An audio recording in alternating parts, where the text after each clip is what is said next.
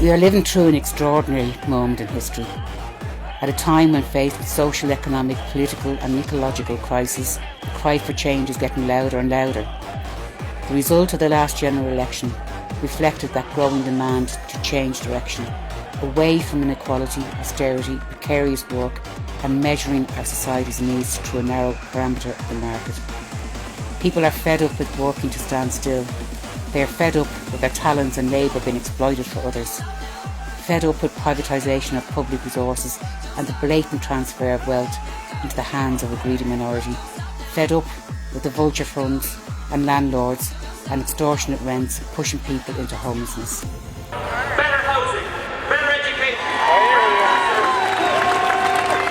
During the COVID-19 crisis, it became very clear who the heroes are and who the productive people are, who brings real value to our communities, and it's not the 1% or the media moguls or the billionaires. The workers on the front line, in the shops and the farms, the people who act in solidarity in our communities are our wealth, and they deserve to be valued. This is the voice of the people, and those over dollars better hear it quick.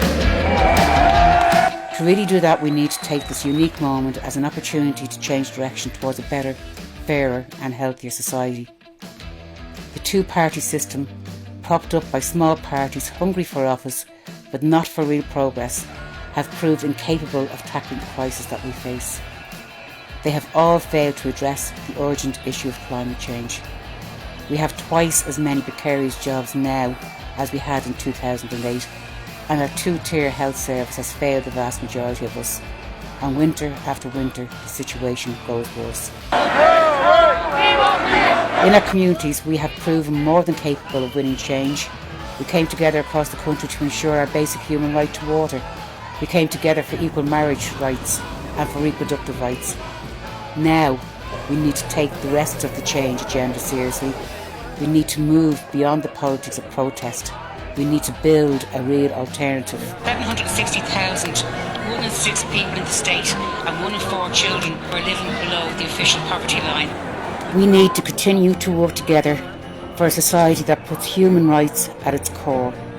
A right to a good universal health care, the right to live in a society that rejects racism and positively promotes equality, a right to decent work, housing and education for all, a right to access and benefit from our national resources, and a right to a sustainable environment. We must not allow the old rejected politics of Fianna Fáil and Fine Gael dictate another round of austerity. Austerity was always a choice, and one that impacted heavily on younger generations and on the most vulnerable. Now is a time for economic stimulus, not for cuts. A time to invest in our public services, health and housing. It is a time to reform our tax system to make it fairer, to ensure that those in a position to contribute more are compelled to do so. We need to raise employer PRSI contributions to EU levels, end bogus self-employment which is cheating the state of hundreds of millions in tax revenue, and increase taxes on the most wealthy. This is the people power that's going to change Ireland back to people's democracy, back to the public. Things are changing and changing forever. We need a political realignment that recognises how abnormal and dysfunctional the old normal was.